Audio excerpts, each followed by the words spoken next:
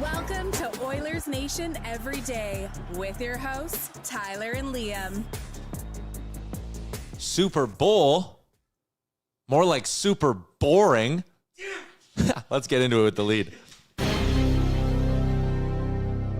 Welcome. I'm just looking at my prep sheet here. We may as well call the show Everything But Oilers Nation Everyday. Welcome into a Monday edition of things as we begin our Olympic break coverage here on ONE. The show, as always, comes to you live from the Sports Closet studio, and we are a presentation of Bet365. Sports Closet, by the way, sportscloset.ca. Maybe you want a little red 97 jersey. I'm sure they can get you covered. Bet365, whatever the moment. It's never ordinary at Bet365. Download the app today. Use the promo code NATION. I got a bet coming up later when we do our Olympic talk that I really am excited about. I was just talking about it with my guy Jeff Merrick on the sheet earlier today, but I'm back after a couple of days off last week, back in my comfy gray chair, ready to do the show. I am going to catch you all up on some takes I have about a few Edmonton Oilers things. So yes, all jokes aside, there is some Edmonton talk to get to. So we'll do a little what did I miss? We'll do a little recap of the weekend, my time off, what we saw yesterday, or more like what we didn't see yesterday in the Super Bowl. We're going to play Is It Cake, Liam? Because I have 5 questions I'm going to throw your way for Is It Cake? Okay, I'm ready for cake. You are. Matt Larkin is our guest today. We are going to talk Olympics with Matt Larkin, line combos from the men's tournament yesterday. Another replacement player named to Team Canada, named not Zachary Martin-Hyman. Another one? No, I just meant while I was gone, Jarvis got named. What did I miss? I just went to the bathroom. No. We're doing what did I miss? Lance, Tyler Pickard cleared waivers. I was here for that. I was here for that. A lot did happen, though. I was quite grateful. Yeah. Because especially the post-game shows are fine, but you do need a little bit of a buzz, you know? And Leon Draisaitl sure provided it. He certainly did. So we're going to talk about a whole bunch of things. I see the YouTube chat's buzzing with Super Bowl talk and all of that kind of stuff. But I want to start with what did I miss on the Oilers front, Liam? So I'm going to be leaning on you to catch me up on a few things here. But the Oilers obviously lost to the Calgary Flames. They put together a push late in that game, but it obviously wasn't enough. I watched it on my phone at a Brazilian steakhouse in Arizona. Damn. Brazilian steakhouse is the one where they just keep bringing you food, right? Yeah. Yeah. And then like me and my buddies just ate so much in the first half hour. And then they kept bringing around meat and we couldn't eat anymore. And we were like, we saw that on the menu there was grilled pineapple. Oh, nice. We were the only ones in that restaurant eating the grilled pineapple. And we would ask for it. So they'd bring it out. Then 5 minutes would go by and we'd wave down the server. We'd be like, Bring more of that grilled pineapple out here for us. Anyways, I watched the game there.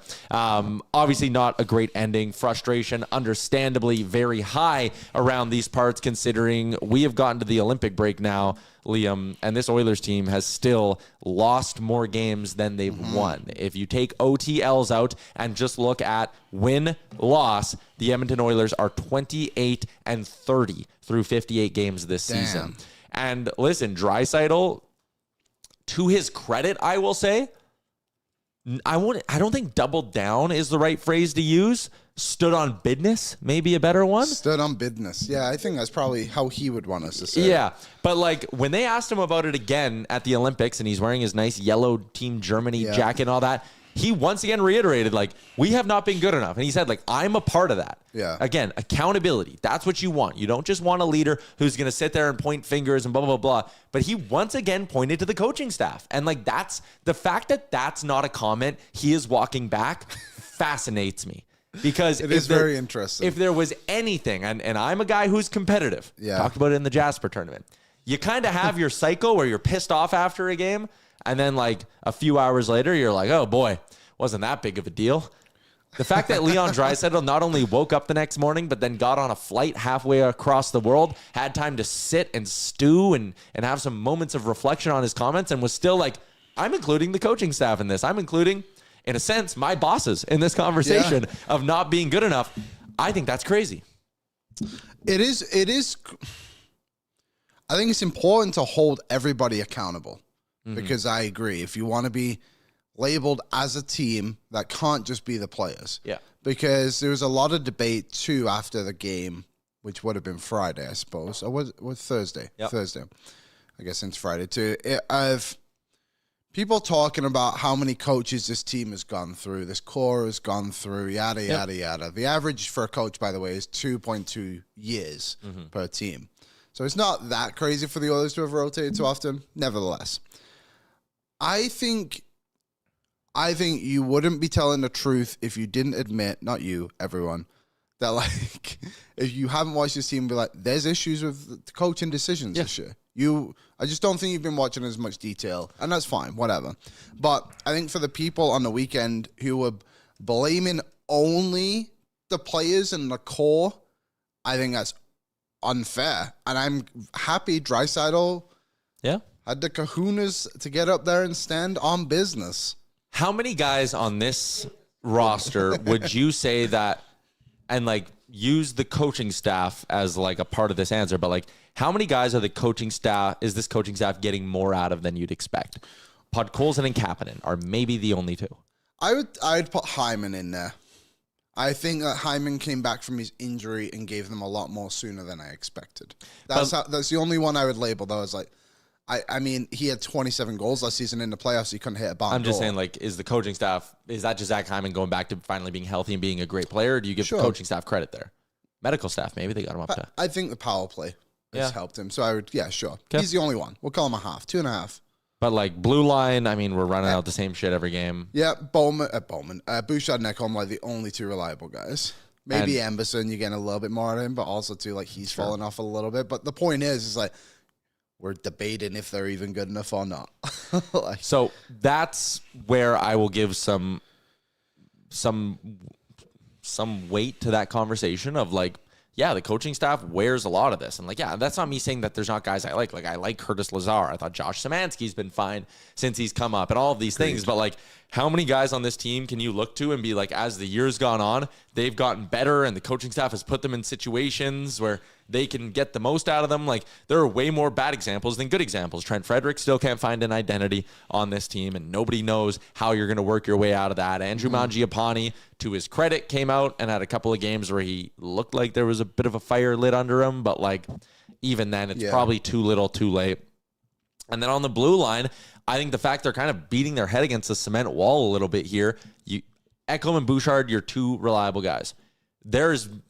We never have a conversation of them splitting them up. No, and it should be a bigger conversation because the numbers back up that it's significantly better. Significantly better, maybe not, but like, it proves that like Nurse and Bouchard have good numbers statistically. You need to find out if Ekholm can have that with Walman, Emberson, Nurse, whoever. Yeah. I think the coaching staff absolutely deserves a big part of this blame. For the people in the Fire Knobloch camp, I'm not there yet. I'm not there yet, and I don't think I'll be there till next. We're not clipping this because the people on Twitter would kill me. I don't think I'm going to be there till next fall. I just think you can't. This guy, he's been a coach in the NHL for 2 years, and he's been to 2 Stanley Cup finals. I think his future. Like, if they lose in round 1 this year, I'll actually have the conversation. It does depend how the playoffs end. But, like, I would almost make an argument that no matter how this year ends, he's probably coming back to start next year, and he's just that classic coach on the hot seat coming into the year. And Bowman's gonna save that bullet for November next year if he needs to fire it.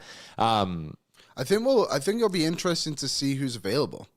Like, and I'm not comparing the two coaches, but like when Drew Bannister was in St. Louis, he wasn't on the hot seat, but all of a sudden Montgomery became available. Is that thanks, Drew? See you later. Yeah, shake his hand. And obviously Peter Bohr is still out there. Does someone else shake loose over this season? I can't even think of a name off the top of my head. But like, you get to it and it's like, we just got knocked out in 6 games by Vegas in round 2, and we didn't even look like we were close. Similar to what they were a few years ago, where Woodcroft basically came into the next season and was on the hot seat. It could be similar to what you're kind of saying. Colorado has a great regular season. They lose in round 1. Jared Bednar gets gassed. Exactly. But you know what's funny is you go read Colorado Avalanche fans, and they hate their coaching staff because the power play sucks, and he leans on McKinnon and Makar too much. And like when you talk about Bednar, it's a lot of the same complaints that people have about Chris Knobloch, and it's like, oh yeah, it's almost like if a coach has insane superstar players at his disposal, he's going to lean on them very heavily, and the depth players will get forgotten about. Did you hear the Mangiapane discussion from Tuesday to Wednesday? Not a lot of it, so fill me in. Let's continue. What did I miss? So this is a big coaching discussion. This started on Tuesday against Toronto. Mangiapane was great against Toronto. I think he was having a really good first period. A couple of good scoring chances. Mm-hmm. People called me out on Twitter for it being like, the numbers don't match that. I was like, so I went back and watched, and my eyes matched what the numbers. I watched that first period too. He was solid. Yeah. It's the most engaged he's looked in, honestly, months. Maybe all season, if we really want to debate it. He made one mistake, which was not even a big mistake. It led to the Leafs' first goal. Mm-hmm. He gets the puck knocked off his stick from John Tavares, who's a good player. I don't know if you guys have heard. And Jake Walman makes a change. They score eventually. And he gets benched for the entire second period. Trent Frederick basically took the shifts, whatever. To me, that's BS. Trent Frederick also healthy scratch the next game. Exactly. And Mangiapane stays in the lineup and he's still last in time. Actually, he wasn't last. 5 players on the Oilers played, one of them, I think it was Savoy, played 10-23, and everybody else played 10 minutes or less. Last game before the Olympic break, Knobloch was like... Against the Calgary Flames. I know. And it's just ridiculous. And I think it's ironic in a way, Draisaitl's comments, because he loves a good 3-minute shift. And there was one in that game, and then there was one a couple of games ago too. But he's right, because one of the comment that stood out to me the most is that it can't just be 4 or 5 of us that go. It needs to be all of us.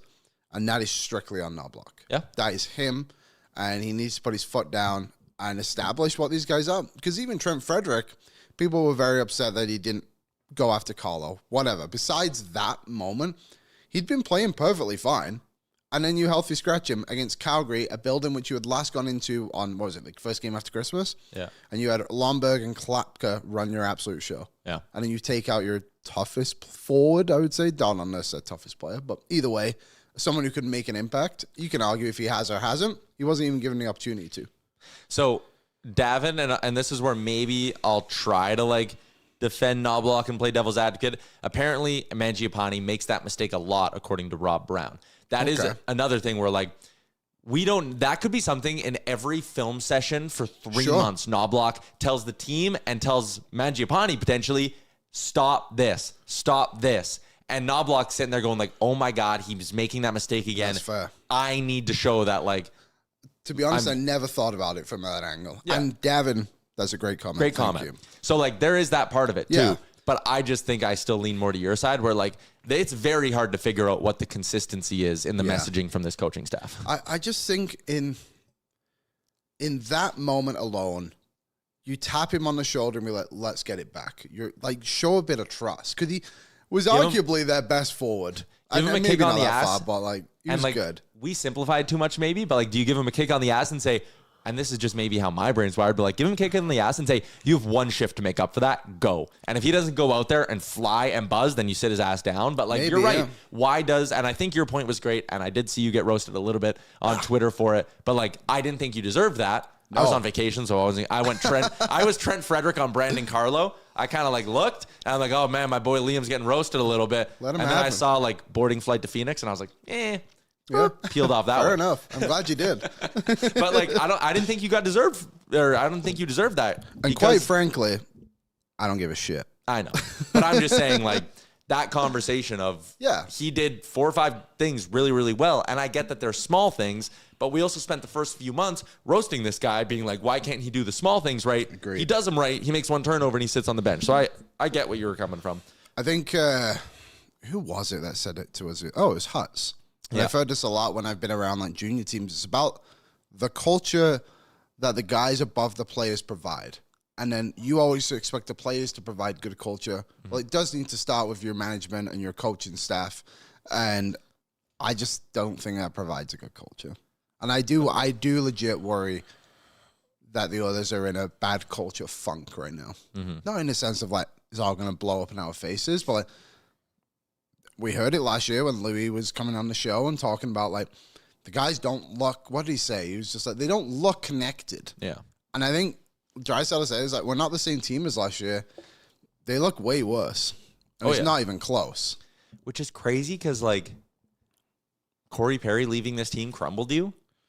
What are we talking about here? We can't pretend that Victor Arvidsson was any part of the culture here because he didn't like being here and I don't think they liked having him here. Is it the guys who left or the guys who stayed? Frederick. Knobloch. Oh.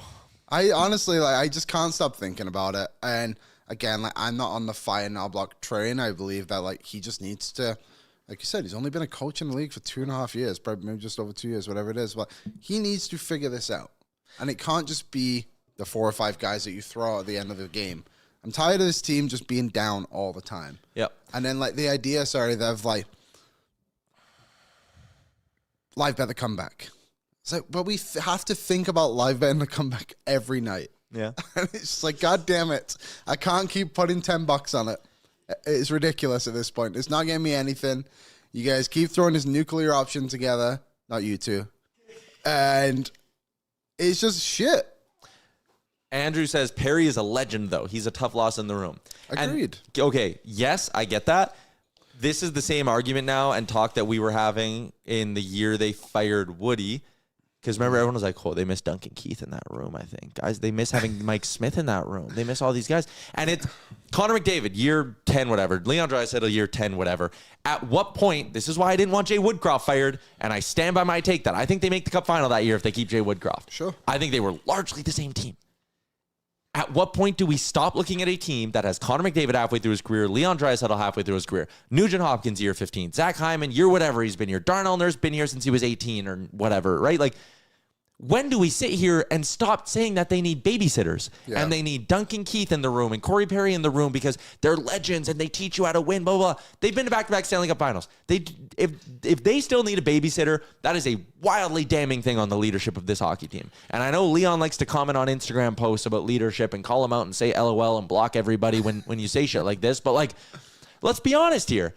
At what point do we sit here and look at a core that every 2 years tunes out a coach? And every 2 years, you got to fire a coach and bring in a new guy. And then they wake up and start playing better because they feel bad. They got a coach fired. Like, at what point do we stop making excuses for them and say, dial it the fuck in? I think it's really hard to say. I know. This is the only time I felt like it's a coach. Like, the other times I've lent that side with you where you're like, this is on the players. And I started that season that way. Yeah. I've said it. And I do believe the players have to be better. Do not get me wrong. But I just can't see past it right now. And maybe it's because you others haven't played since Wednesday, and this is all we can think about, those comments. Like, what a way to go into the break. But I just, like, someone listed other players that have left and who the others replaced them with. It's like, Connor Brown, obviously an impactful player, had his role and everything, but, like, how much impact did he have in this room? Did he just keep it loose? Because if he's just keeping it loose, doesn't Curtis Lazar just keep it loose? Yeah. Like, we're not in the room. We don't know, obviously. But I agree. I agree in the sense of, like, I don't think this team needs these guys to be like the Corey Perrys, for example. But I just think they need a coach who's willing to tell them no. Right? Like, new coach comes in, there's no relationship there, and then all of a sudden it's like, hey, like, this is how I'm doing it. But as you gradually go, things get a little bit looser. We all do it in our own jobs. Like, you get more comfortable around people. You're not afraid to give your own perspective on things, however you want to say it. Maybe that's just what happens. And Knobloch now just isn't able to hold the line, and that's why Paul Coffey should come back as an assistant coach. I'm all in on that. Really? 100%. I think Mark Stewart is out of his depth. I think he is too. I think Mark Stewart. I don't think they should, like, keep Mark Stewart. Do whatever you want. I wouldn't. I would not. But he's also proven back-to-back years, having 4 coaches on the bench is better than 3. So, and before you continue, did you hear Spector's comments on Coffey? No, please. He believes that Draisaitl's comments on the coaching staff are because the team wants Coffey back. But this is the same team that we heard during the Cup final. I know. Got crazy pissy that Paul Coffey was making them skate every day. Yeah. And said, you wore us down, and they said, get out of here. And I think it's so funny. I don't even know how much of this I want to talk about because I don't like doing shit like this. But, like, if you ask those guys, the one coach that Draisaitl McDavid reportedly demanded is not coming back, like, I'm not playing for that guy, is Ken Hitchcock. Who's the most hard-nosed coach the Oilers have had? Ken Hitchcock. But what if Paul Coffey's the guy who said no to them, and this team got mad at him for saying no, you guys aren't getting off days, we're skating. Maybe the reason is he won. I don't think Ken Hitchcock ever won a cup, right? But like, I just think it's like maybe a little bit different in the sense like what I was saying of like the coach. I don't think it's worn thin on them. I just think the relationship is a little bit looser than it has been. Mm-hmm. Does Coffey provide that like FU kind of thing, which gives Knobloch the extra room to kind of do what he wants in a way? You know what I'm trying to say? Like, I wonder if that's like a yin and yang. Good cop, bad cop. Bingo. That's what I was trying to say. I don't know if it's the right decision. I just think it's going to be the decision. I think they're going to do it. But like, if you're saying they need a coach that's going to say no to them, would Paul Coffey in training camp have said, no, Connor, you're playing with Ike Howard or Matt Savoy and you're helping them. You're not just starting the year with Leon. Would he have said that? Yeah, I don't know. Man, I don't think he would have. Yeah, he might not have. Maybe he's just more focused on the blue line. Maybe they just need more experience and in Hitchcock general did on win the a cup, bench. yes. Did he win a cup? 99 with Dallas. Thank you. My tendency only goes 2010 onwards. That's all I got. Yeah, we were 2 years old in that year. Come on, what do you expect us to know? Paul Coffey, we do know one, though. We remember. We know those ones. Those ones were given to us via osmosis. We just like, you absorb those wins. You feel like you were there because you're in Edmonton. Hanno is in and said, hey, Liam, are you saying it's the coach because Liam came out and said it? You never said it before. I literally just said that, yes. I think this past 2 or 3 weeks, to be honest, the start of the homestand, which was the start, really since they come back from Christmas, they've been terrible. I just think Leon, in a way, if they're saying it, it's kind of hard not to think more about it. Yeah. But yeah, I agree. I did not think that at the start of the year. And listen, like, everyone is open to criticism. I think it's fair at times to criticize Connor McDavid and Leon Draisaitl for certain things. And like Bo says, team also bitched about sending picks down before. Yeah, like, I think a part of this conversation is like, if they would have sent Calvin Pickard down earlier in the year, they might not have pigeonholed themselves into trading for Tristan Jarry. Ingram might have come up and been an answer for you. You can directly point to the core of this team that demanded Calvin Pickard come back. And you can say, like, that's kind of on you guys. Or you can say, if there were more no men in the room, people who just said, whoa, we do not care what you think about the decisions we make behind the scenes. We are doing what me as a manager or me as a coach think is the best decision for this hockey team. Like the Vegas Golden Knights? Like the Vegas Golden Knights. Like, Calvin Pickard is going on waivers. You guys will get over it in a month. Maybe. And maybe, hey, if you came into camp this year and said, no, we're not doing 97 and 29 together, no matter how bad you guys want it and think that you're better off with it.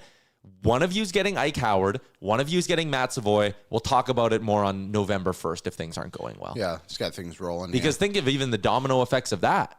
Ike Howard was getting thrown around the lineup a little bit. Trent Frederick was in a spot that he was never going to succeed in, and it was just a trickle-down effect. It would be very interesting, and this would be I wonder if we should go back and think about the decisions made at the start of the season a bit more often. Yeah. Ike Howard should just not have started in the NHL. No. He should have just been an American League player. Or he should have been in the top 6. Right? Like one of those two. Sure, one of the two. I just think... And to our credit, we said that he probably shouldn't start the year in Bakersfield. Yeah. Or should start the year in Bakersfield. I was surprised he made the team. There's a lot of layers to it. We have to be more critical. And Bo says, but then the players turn around and say they don't have a say on what management does with players because they don't want to be part of those conversations. Do you believe them when they say that? Like, come on. You don't think that the Oilers take into stock what Connor McDavid says in his exit meeting every year? They literally flew out to see him. I know that was contract negotiations, but it was also labeled as we are going to see Connor to talk to him about the future of the Edmonton Oilers. And Connor McDavid said, get younger. Yeah. They did. And then what happened to start the year? Connor McDavid wasn't playing with the kids. Do you think that was... Whatever. Let's keep cruising along with the show. We are going to play a little Is It Cake? Yes. Did you see what do you want to do next? Well, do we want to do a little bit of like outside the hockey world talk? There was a bit of a rumor yesterday. From whom? Let me just find Is it the one about a reunited with an old friend? Yeah. Okay, well, that's coming up in Is It Cake? Oh, nice. So it's in Is It Cake? Okay. It's in the prep sheet, Liam. I didn't want to read the Is It Cake. I like them to be a surprise. Outside of the hockey world, really, really, really, really quick. Who is this guy? We'll ban this guy from the YouTube chat. Someone's just commenting, is it Joel? We're just going to straight up remove him. There you go. Oh, wait. That was just That a was comment. not it. Just give him a timeout, though. Okay. Put user in timeout. A little quick Sure. timeout for you. Well, okay. Outside of the hockey world. Okay. Aaron, how did you handle the Super Bowl loss yesterday? You're a Patriots fan, obviously. Not well, but I do mean it thoroughly. It's so much easier to swallow that just getting straight up waxed for 60 straight minutes than like you didn't deserve to win. There was no reality where we deserved to win that game. We shouldn't be Super Bowl champs. So that's easier. I don't want to bring it to the Bills, but like a call or something like that. Yeah. You don't like that. Drake May, bad. That first half was one of the worst halves of football I've ever watched. Ever. They had 50 yards. But to be fair, they were down 9 and getting the ball back in the second half, and I was fully still on board. I was like, we just got to go down and get some points. We'll be in it. When they got their second touchdown, was that 1914? Did that make it 1914? Yeah. Or 1913, I guess. Yeah. Yeah, right. And then it was 22 the after interception. that. They were in it till the end, which was ridiculous. Crazy. It was a bad game of football. Both defenses, I believe, would Depends if you like good defense. stand on business. Goodness. Right? Both defenses were really good yesterday. And some of my bets hit, some of them didn't. I think I ended up being down like $12. That Kenneth Walker one. Oh, that had my whole house was shaking. Everyone was fired up, and then we all saw the flag. It's like, God damn it. It cost me so much money. Yeah, that is nothing else but a hold on the line. Sam Darnold, I thought, did his job very fine. adequately. Good enough. Which Yeah, good continues my Sam Darnold. I'm Sam Darnold truther. So. Yeah. I mean, I guess that means I know ball, but it didn't make me feel any better yesterday. But I thought Drake May to succeed in that game and win it would have had to be perfect.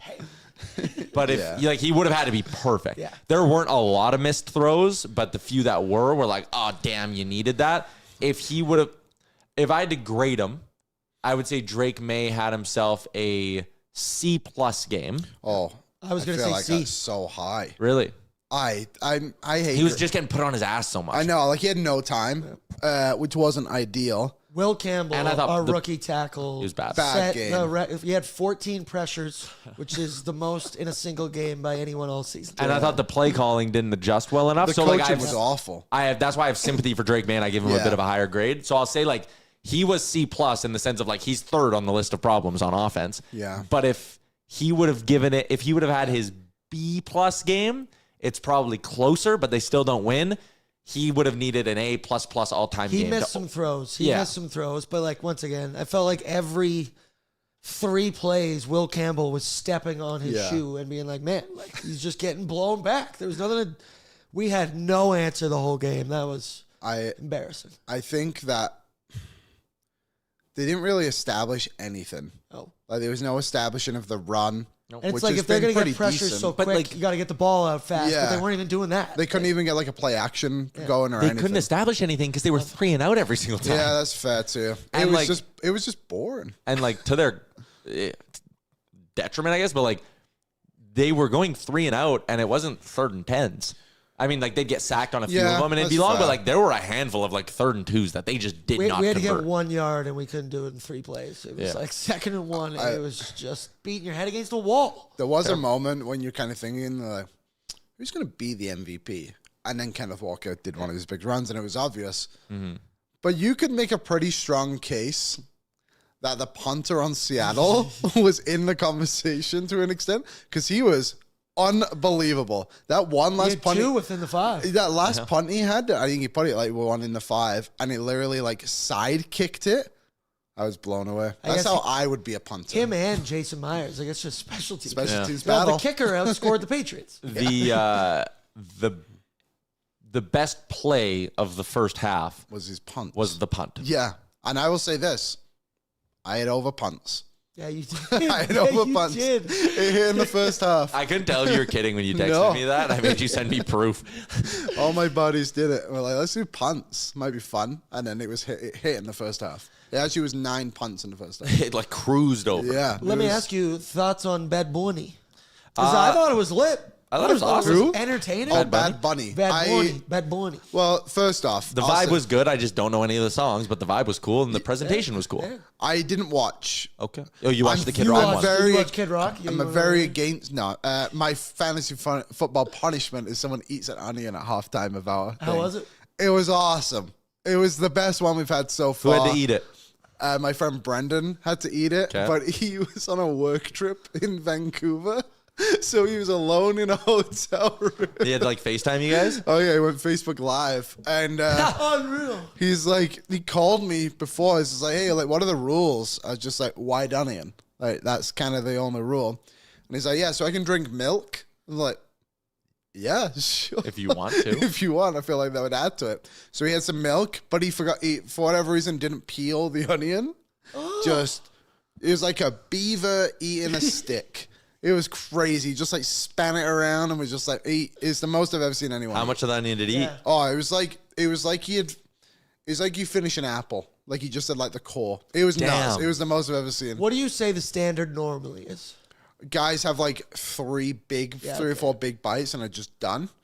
But he texted us after. He's like, I'm not gonna lie, like I practiced. I was like, he's like, Ate more onions? he's before? like for 2 weeks prior, he'd just been eating onions, and he figured that like if he had the first bite was the worst one, so he's like, but I figured if I can like do a few bites at once, I get through it more, and then it like wasn't as bad the rest of the way. I'm just like, but you don't have to finish the onion. But he just did. have to try and eat it, Like and it was awesome. He doubled down on the punishment, maybe even tripled down, I guess, in that case. That's Yeah, and I was alone in Preparation. his hotel room. It was hilarious. I think the Super Bowl halftime shows are so funny because people forget that every year we have the exact same conversation. Rihanna did it like 2 years ago.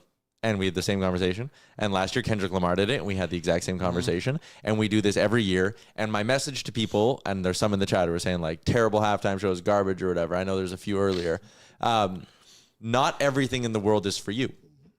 There are other groups out there. There are other interests. There are other demographics that are not you specifically as a person. Like, I saw people on Twitter yesterday being like, why couldn't Metallica play it? Damn. Oh, my God.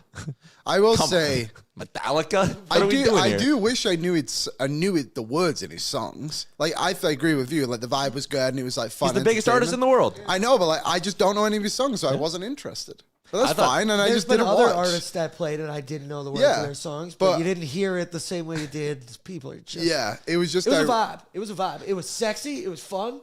It was good. But I will say it. this: was voted today as the #1 Super Bowl halftime show of all time. That's bullshit. That's crazy. I know it's like the highest viewed one, but like. What's your favorite? I mean, last year was great. Kendrick? He was Eh. fun. Like the vibe around it was fun. I thought Rihanna was sick a couple of years ago. The Weeknd was kind of dog a few years ago. I will say that. Oh, I like the Weeknd one a few years ago. I think I'm just over the Weeknd, and maybe that's just bled into my opinion on it. I thought Bruno Mars. It was my #1 favorite halftime Bruno show. Mars. He was lit. He There was was drumming. one- He was like. Oh, Coldplay was cool Coldplay too. was good. I liked the one with Dr. Dre and Snoop Dogg and all Oh, of them. yes, that was great. really good. And Eminem, like that one was sweet. That you know what? That one might be my favorite. Now that Yeah. you mention it. If you ever, it's like 2006, but Prince. It was Yeah. the Colts Bears game. That one was The, sweet. the other part of the Rihanna one, which makes it iconic, pregnant, and just announced it while she was performing. ASAP? Yep, that was A$AP Baby. That's her husband. A lot of people saying it was that Snoop, Dre, Eminem, 50 Cent. That Missy was a Elliott. good one. That one was great. I just think, again, people... Black He is, Eyed Peas. you can say, like, again, you can say you didn't like it because all that, like, totally, yes. Yeah. But I think the people who are like, what the fuck, this is the worst thing ever. It's like, do you understand why they do these things? Yeah, like there's and especially in San Francisco, Yes. like it's not that far away from Mexico. Like Yeah. the Latino presence there is huge. Huge. And Also, he's Bad like you Bunny said, he's the biggest artist in He's the world. huge. Like, he's Yeah, massive. he's the #1 streamed Spotify artist in the world. Yes. I think. And So- it was ignored. He was very good in Happy Gilmore. Oh, yeah, he Very was good. getting Happy Gilmore. Was he? Oh, he was the caddy or I the forgot waiter that. into the caddy. Yeah. So, like, what you said about, like, it's bullshit that it got voted #1, that's why they did it. Yeah. Because the Sparks amount of people conversation. who saw it and loved it Yeah. was insane. Better than Kid Rock. I'll give him that. Yes. Bombed up, bang, bang.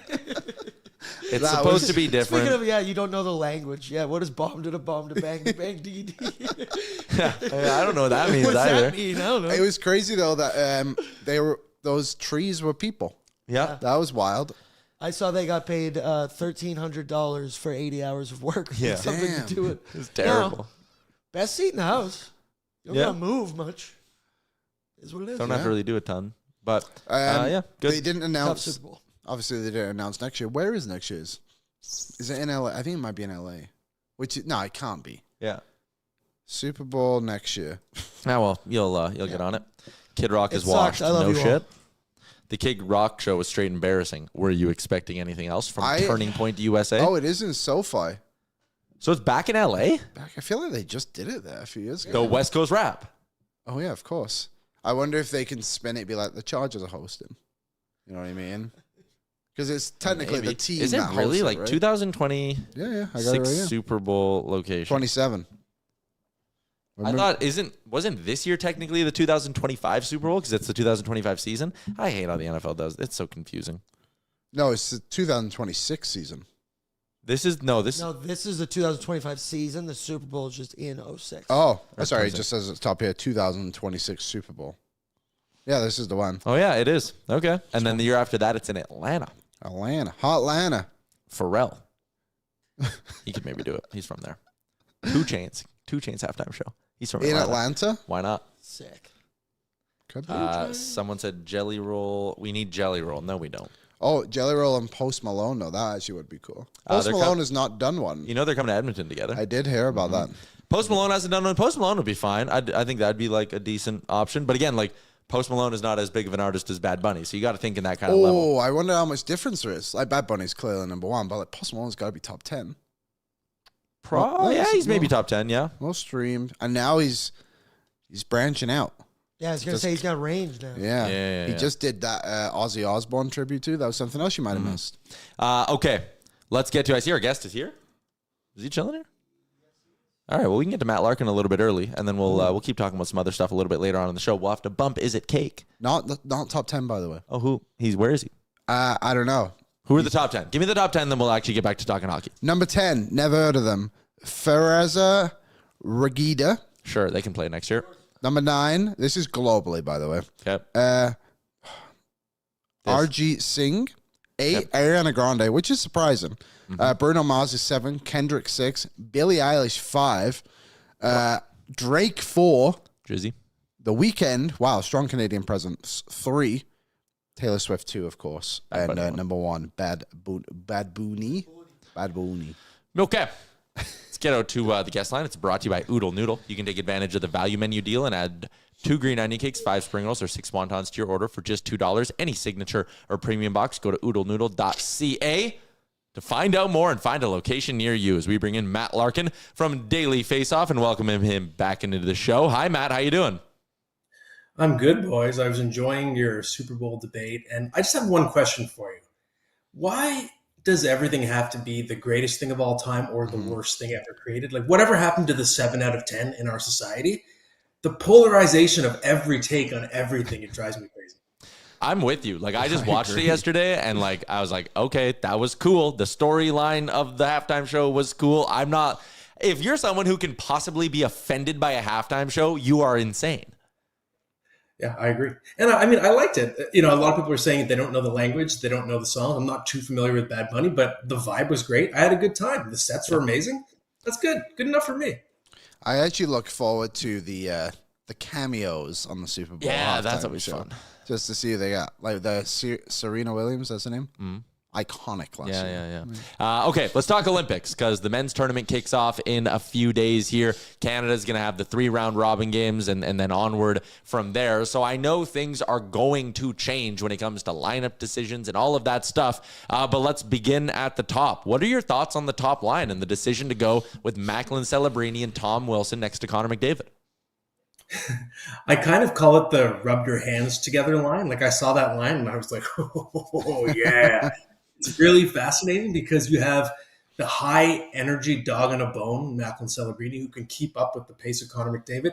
Then you have the crash and bang Tom Wilson. And my theory with putting Wilson there, number one, for a big guy, he actually can't keep up with high skill, so that's not a concern. But number two, if you have him playing with McDavid, is that a way to rein him in? Because he understands, okay, I'm on a line that has a responsibility to score, to drive the play. As opposed to, let's say you put him with Sam Bennett and Brad Marchand on a front line. That's like the bad influence line. Like that's the hanging out with the wrong crowd line. And maybe they would feed off each other in the opposite way and get into trouble, a lot of scrums post whistle. So to me, this is kind of like, okay, you put the leash on your dog and you send him out there with your best player. So obviously the goaltending is going to be a debate with this one if they go with Binnington or whoever it may be. How would you handle the goaltending for the first game on Thursday? So I think, Liam, the advantage here is that Canada plays a back-to-back because it kind of, I assume, forces you to play more than one goalie over those first 2 days. To me, you got to treat Czechia as the most important game. It's the toughest opponent in Canada's group. I think you have to give Binnington that first start. He earned it. You know, we can hate on him as much as we want, but he's playing on a bad Blues team this year as well. And if out-dueling Connor Hellebuyck in the final game of the Four Nations wasn't enough to keep the crease, then what is? You got to give Binnington that first look. And it tells you something. If he looks good in that first game, okay, great. Now we know Binnington can translate his play with a better team in front of him. He could still be our guy. If he looks shaky, then that next game against Switzerland, it really matters. It could be an audition for Darcy Kemper or for Logan Thompson.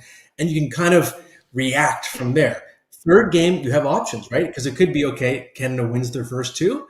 Then it doesn't matter with France. You could either just give your starter some time off, or you give him some reps because maybe you get a bye to the quarters. You want to keep him in a rhythm. But the good news overall, I think it's important for people to know, you can experiment with your goaltending in this tournament format because you will play a playoff game no matter what. Even Italy and France will have a playoff game just based on the way the tournament's structured. So the stakes are a little different than in previous years, decades ago, when, hey, you had to make sure you got out of your group. Well, everybody gets out of your group. So to me, it's more important for Canada to experiment and figure out exactly who the best goaltending option is. So everyone advances, it's just Sweden? I did not know that. Well, you know. That's is that right. the same Yeah, on the it's women's? I would assume. four. The women's is a different number of teams, right? So okay. I think they do it slightly differently. I think it's 10. But with the 12, it's the top 4 teams get a bye. So the 3 group winners and then the highest ranked team otherwise. And then the remaining 8 have the play-in round. The winners of those go to the quarters. Cool. And I mean, listen, if you're Canada and you were to get bumped into the qualifying round and you have to play Italy in a game, like you're not going to be overly concerned about that. So I agree with you that you can experiment a little bit here. But the other side of it is, if you're that Hockey Canada coaching staff and you think Logan Thompson's going to be your guy come medal round, and what you see in practice and what you've seen throughout the season is like, no, Thompson's going to be our guy. Are you not a little bit nervous of going into, let's say they have a quarterfinal game against Finland or Sweden potentially? Like, who knows how the draw ends up shaking out? Are you not a little bit nervous that if you don't play him against Czechia, Logan Thompson's only 3 games are like a blowout against Switzerland where he faces 13 shots, and then a blowout against France where he faces 7 shots, and then again, you get right into a quarterfinal and Logan Thompson all of a sudden has to face 25 shots against Finland? Like, to me, giving him the Czechia start makes some sense, but then I do see yours. I don't know. I'm in a bit of a pretzel on that. I see it a little differently because it's like, okay, if Binnington does well in the Czechia start, everything's fine. He's still your guy. If Binnington does poorly, if Canada loses that game, then the next game, you could say the stakes actually are pretty high. It's a good litmus test because if you're 0-1, you want to make sure you have a decent finish in your group. And let's say Logan Thompson starts game 2. Okay, now there's pressure. Now you got the country in a panic if Canada loses that first game. We have to remember our history. This has happened many times in international tournaments where Canada struggles in the preliminary round, right? It happened in 2002. We had Wayne Gretzky addressing the nation Esposito style. So let's say that does happen. Then Logan Thompson is playing a high-stakes game in the Switzerland matchup. Also, Switzerland, not a pushover opponent. I don't think that game's going to be an 8-1 blowout. Mm-hmm. I think that's fair too. Yeah, I mean, Switzerland has, Fiala and Yossi's and all of that stuff. Like they are bringing NHL caliber players over, so that's fair. Who's the defenseman you would sit out for Canada? Yeah, because you do play 7. People need to remember that, right? You can have 7 in the lineup for every game. Man, it's funny because I've been pretty vocal about how much I dislike the picks, right? Sticking with the same 8. So even as I was going through, just sort of playing some in my head, I was getting pissed off this morning. I'm like, you can't, because you could have picked a much more versatile decor. If you had Evan Bouchard, if you had Matthew Schaefer, if you had Jacob Chychrun, all of those guys have a nice combination of size and defensive ability and offensive ability. But now you look at your permutations. Let's say you want to go with a lot of puck movement. So you want to start Morrissey and Thomas Harley and Shea Theodore and McCarr and Taves. Well, now that's a very small and not very physical decor. Let's say you want to have Sanheim and Parayko in the lineup. Well, now you're really short on skill. If you went with the other guys that I mentioned when you first picked the team, you wouldn't have had to make those calls. Whereas I think Canada has to choose sort of between a big guy decor and a small guy decor, small being a relative term. I think what you do here, I think you have to use, even though I've been hard on the Colton Parayko pick, you could use him as your number 7 guy. And he can be someone who only plays the PK. You could get to dress that extra defenseman as well. Thomas Harley hasn't had a great year, especially leading up to the picks. I think I would have him to start the tournament as my 8 guy. And I'd probably try Morrissey with maybe Doughty. Maybe you play Travis Sanheim on the second pair. I think the only pair that's set in stone to me is Taves and McCarr. But overall, I just don't feel great looking at these permutations, and it's going to take some experimentation to get it right. You just look at that blue line, and I will now read off for the audience the United States of America's blue line. Oh, boy. Quinn Hughes, Charlie McAvoy, Jacob Slavin, Brock Faber, Jake Sanderson, and Zach Rowensky will be their 6. The guys sitting out, Lacombe and Hannafin. That's pretty good. That's way better. Way Yeah, better. it's a significant advantage. The USA decor is much better than Canada's, and you could argue that USA's number 6 would be Canada's number 2. Yeah, you really could. Yeah, I mean, really good. and Wawrinski, it's the same thing with the goaltending too. And again, the forward group is what it is, but that USA forward group is also really, really damn good. The only difference is like Crosby, or yeah, you could include Crosby, McKinnon, and McDavid are kind of the differentiators in the forward groups there. Every year and at every Olympics, and this is going back because I've done my research on the ones, in 2014, 2010, we always sit there and kind of map it out and go like, oh, it's going to be a Canada, USA gold medal because this team's going to finish here and blah, blah, blah. But then one team throws it off. In 2010, it was Canada going 1-1-1 in the preliminary round, and they had to play Russia in the quarterfinals. Going into that year, everyone thought that was going to be the gold medal game, and Crosby versus Ovechkin, all this stuff. So when you look at group, everyone looks at Group B, Sweden, Finland, coin flip. Sweden's the favorite. Canada, heavy favorites. USA, heavy favorites. Is there one group that you think could really throw things off with the way it ends up playing out? Definitely. It's Group C to me. And I like Germany as the bracket buster, if you will. It's probably too hot of a take. Maybe I'm trying too hard, but I actually have Germany making a crazy run to the bronze medal. If you look at the star power, okay, so you compare them to Denmark and Latvia, who are in the group. We all acknowledge, okay, USA wins that group in a walk. But Germany has Leon Draisaitl, Tim Stützle, Moritz Seider playing at a Norris level. Philip Grubauer has been really good this year for the Seattle Kraken. He's been one of the best goalies in the league. So he's coming into this tournament on a heater.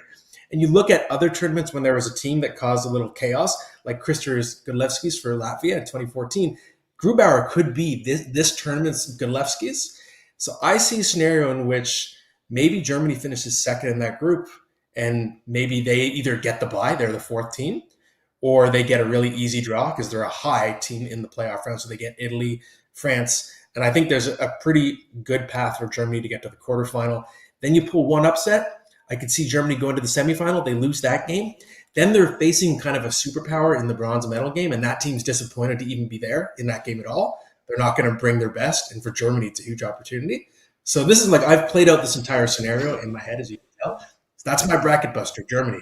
I love it, and I'm going to talk about that more. But like that idea, actually, like as I'm starting to get myself into this tournament of them getting such a good goal differential against Latvia and Denmark, and maybe they hang in there against USA a little bit, such a good differential that they are a higher seed than Czechia and potentially one of Finland or Sweden. Like, is there a world where like Finland beats Sweden. Sweden doesn't have a good enough goal differential, although they could wax Italy 20-0 for all we know. Yeah. But like they don't have a good enough goal differential to be higher than Germany. Now Sweden's going to the qualifying round, and they come in as a lower seed. And there's a world where a Canada or USA potentially gets a Sweden earlier in the tournament than they thought. Yeah, it's entirely possible. The only thing, if we're talking goal differential, is that the other groups have the team you get to beat up on, right? Italy and France. I think they're significantly worse than the rest of the field. So you can really pad the old stats in the matchups against those two teams. Whereas I think Denmark and Latvia are not really tough outs. They're maybe the weakest in that group. But theoretically, I think any of those teams could come out as the number 2 in Group C. So that's why, to me, that's the most interesting group by far. I'm betting on Germany. They're plus 950 to win their group on Bet365. And my logic behind betting on them is that's basically a Germany money line bet against Team USA for their game. And I think plus 950 is insanely disrespectful considering looking at the opening line for Latvia against USA, Latvia is only plus 1050 on the money line. So I think the fact you're giving me Germany at plus 950, I think is insane value on them to, again, potentially pull off an upset. Because I talked about this with Jeff. There's a conversation, and Pete Blackburn said it on our DFO roundtable preview that's going to go up. But he was like, oh, it's a curse for USA to be in this easy of a group where they won't have a test at all, blah, blah, blah. If the American players are thinking that way and the Kachucks are talking about we're staying in the village, we want the full experience, blah, blah, blah, blah, blah, they could get punched in the mouth in this round robin. I agree. Right now, I'm picturing just the Americans just broing it up in the village, and the Canadians are kind of like Mr. T in Rocky 3, just in like a dark, dank room lifting weights. That's like, at least that's a Nathan McKinnon mentality. And I just look at the German team, and you say, okay, we're playing the U.S. We're saving our energy for this game. Moritz Seider, you're going to play 31 minutes today. You've been a top 2 or 3 defenseman in the NHL this year. You're going to play half the game. Leon Draisaitl, you're going to play 24 minutes. You're going to be out there for the entire power play every time. You can lean on your elite players, especially for that game. Just go top heavy. And then maybe Philip Grubauer makes 42 saves. He's playing great right now. It could happen. I wanted to ask you, so I feel like every time we do these international events, there's always that one player who finds that like inner patrioticness in themselves, and they just elevate their game to a level we've never seen before. Do you think that player could be Juraj Slafkovsky? I just was reading your article then, and I forgot how good he was at the 2022 Olympics. He had 7 goals and led the tournament in points. It's kind of funny. Like, do you think he could? Slovakia's not what they used to be, of course. It feels like, but he feels like the guy that could carry him a little bit. Yeah, and I think that's a team that doesn't have a lot of NHL talent, which is crazy. 2 decades ago, they had Peter Bondra, Marian Hossa, Marian Gaborik, Zdeno Chara, Ziggy Palfi. Like, what happened? Pavel Demitra, RIP. But now the program is kind of turning around, and Slafkovsky is sort of their one marquee star. He was the MVP of the 2022 Olympics, right? So he's shown he can put a team on his back. He might be one of those guys, kind of like Robert Reichel back in the day. I'm sort of dating myself there, but he's a player who wasn't great as an NHLer, but would step up in international events. And maybe that's going to be Slafkovsky. Maybe he's someone that, because he's going to get more reps, more minutes, it brings out a confidence in him. So I think he's going to be a very exciting player to watch in the tournament. One more to close out on Team Canada. And it's a similar question because it popped in my head when you said it. Who's a player on this Canadian roster that you think is maybe getting a little bit overlooked in terms of how big of an impact that they could have? Like, last year, and I get that part of it was because of the fights, but like Brandon Hagel became a really big story. And I think his play simply at that Four Nations really earned him his spot back this year. But is there a player on this team who you think could maybe come out of this with a better reputation than they have going into it? I think it's Tom Wilson. I feel like it's kind of less of an exciting take because now the secret's already out. It's almost like the Canadian coaching staff agrees and they've already seen it and they're putting him on the top line. So to me, I'm seeing him as kind of like the Rick Nash, right? Remember in 2010, a lot of casual hockey fans had takes like, wow, who is this Rick Nash guy? I've never seen him before. Why is this guy not a massive superstar and winning Stanley Cups? He was in that situation and it sort of elevated him as a player. So I think you could see that with Tom Wilson. I also think people are sleeping on Mark Stone. I don't know if it's because he is a slow skater. Literally, is that why people don't give him enough credit? But he's so good defensively. He is having an unbelievable season for Vegas. As of last week, I think he was 4th in the NHL in points per game. Yeah. So he's playing elite defense. He's scoring at the best rate of his career. You can play him with anybody. You can put him on a checking line. He's great defensively. You can put him as a brainiac on a scoring line. He can do so many things well. And I think people sometimes don't give him enough credit because his physical tools are not as exciting as what you see from a McDavid or a Nathan McKinnon. These forward lines, I think it's so interesting just to look at the top 9 that they have and how different I think all of these lines play. Like McDavid, Celebrini, and Wilson are going to play with a ton of pace, and Wilson brings the physicality, and we know how Connor and Celebrini think the game. And then that second line, like, my answer to my own question might have been actually Nick Suzuki. I think the fact he's starting as high up in the lineup as he is says a lot about how this coaching staff views him. But like Suzuki, McKinnon, Marchand, like that line's going to have some jam to it. And then I mean, I think the analogy works because of the speed thing, but Crosby, Stone, and Marner just feels like such a curveball coming out of the hand compared to what those top two lines are going to give you. Yeah, that's really fascinating. I look at the second line and I'm kind of skeptical that that's going to stick. I just think Suzuki works as a play driver playing center. I'd be kind of surprised if that's the exact look we get by the time the tournament starts, but we'll see.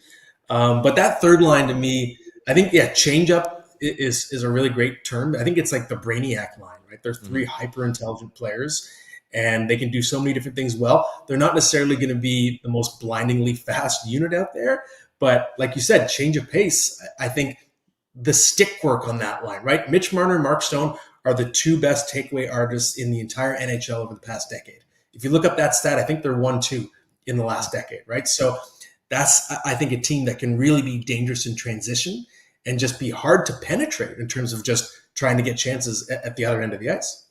Matt, look forward to your coverage. I got one more. One more. I just want to know your prediction. What's your medals? Who's getting the medals? I think the Americans missed their shot. I think they had the better team last year at the Four Nations. They couldn't quite get it done. I think Canada has improved a little bit just by adding Celebrini. That brings such a different element. They've improved the goaltending. USA roster, too stagnant, missed your chance. Canada gold, USA silver, and the Germans will win bronze. I love that. I love that take. Matt, appreciate your time. Look forward to your coverage, and we will undoubtedly have you back at another point during this tournament. For sure, boys. Thank you. There you go. See what I did there, Liam? I booked him for another hit already.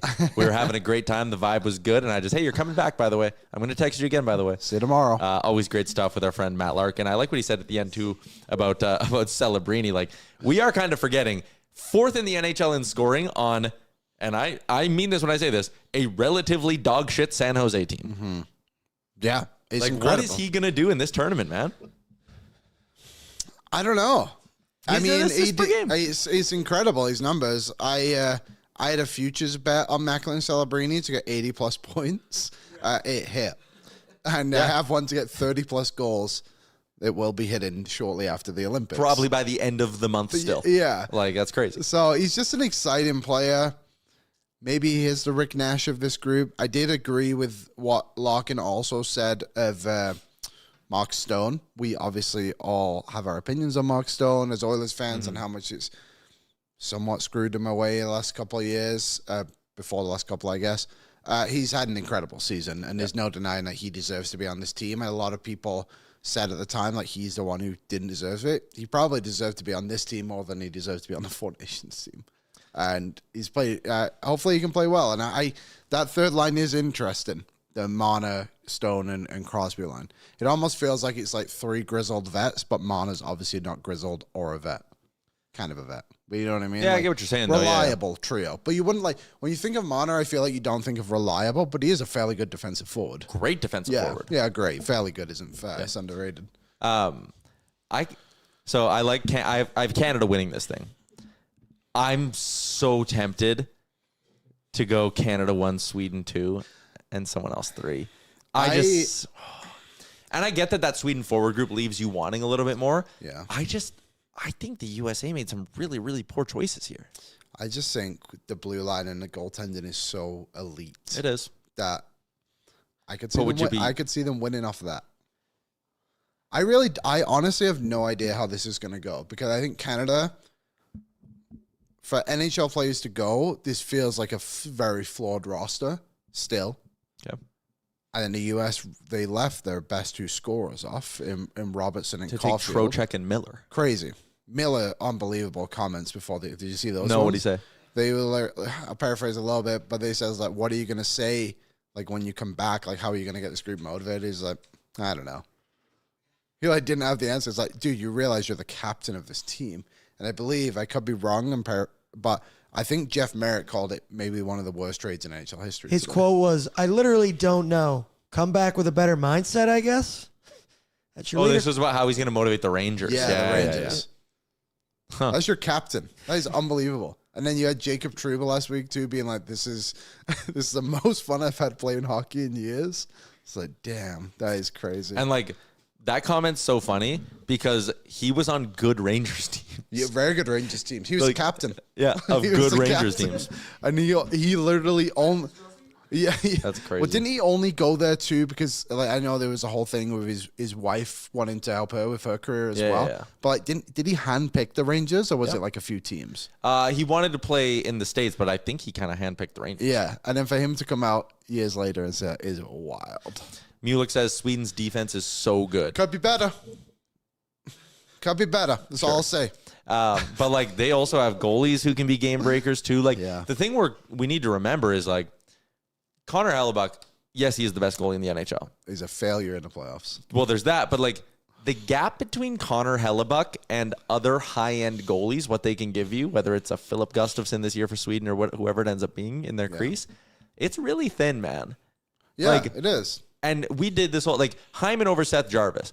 I think the argument there isn't so much that, like, Zach Hyman is undoubtedly the better player than Seth Jarvis. Because, again, the gap is so thin between all these guys when we're debating these rosters and all of this stuff. My argument for Hyman was purely chemistry-based, that, like, you can put him with McDavid. I agree. That's what we said on Friday, too. It's like, we're not debating if Jarvis is good enough. Yeah. The debate is he plays on that wing. Yeah. And then you got some weirdos who are like, they don't even play the same position. It's like, no. You're just looking at what hand Hyman shoots with. Yeah. He plays right wing. He just shoots left. I just think the gap is so thin between these teams, and we probably should remember that in the Four Nations, like Sweden put together a hell of a comeback on Canada. Yeah. Almost beat them. Yeah, they did. Right, in that semifinal game? And it is, too, like, that question I asked Matt of just, like, these players elevate their game to a level we will not see in the NHL for some of these European players. Yeah. It is outstanding how the level they're able to get to when they're just, like, given the minutes, I guess you could say. Yep. Like, we will see, what was his name? Belmar? Pierre-Edouard Bellemare playing for France. You'll see him play some minutes and do some things you've never seen him do in the NHL. Because he's playing 27 minutes a night for that team. Yes. Yeah. And you'll see that with Slavkovsky and it'll be all these other players too. Like Draisaitl too. Like, we know how good Draisaitl is, but like we'll probably see him do a little bit more.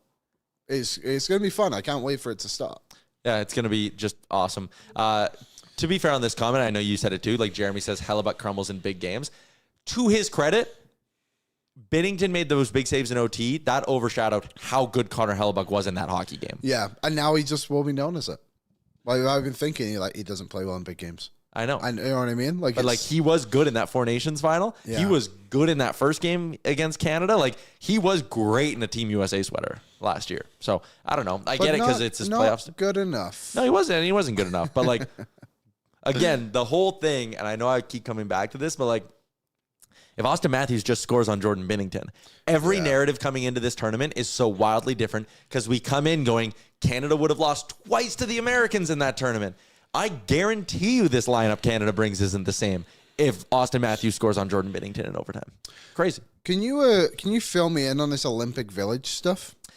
So is Team Canada not staying in the Village? I believe they're going to start and do like a day or two there, and then they're moving away to stay like more isolated and secluded.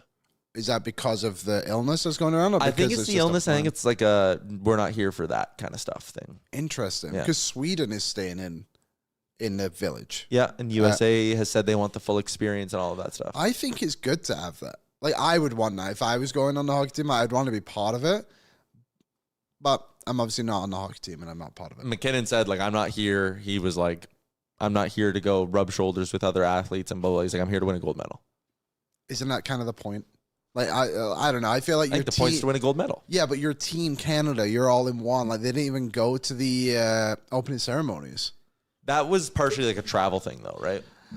I don't know. It It was hard for guys to make it work, I think. I just think that, like, and I think I said this on Friday's show too. Draisaitl carrying the flag, that's got to be like one of the most incredible things he will do in his career. Oh yeah. Like, I think it's such an accomplishment to be honored to do that for your country. Like, I would just want to be part of the full experience of it. Yeah. And I don't think Team USA was there either. There's like very few NHL players. 'Cause I think the three that did it were Nina Ryder, did it for Switzerland, Pasternak, and Draisaitl. Cool.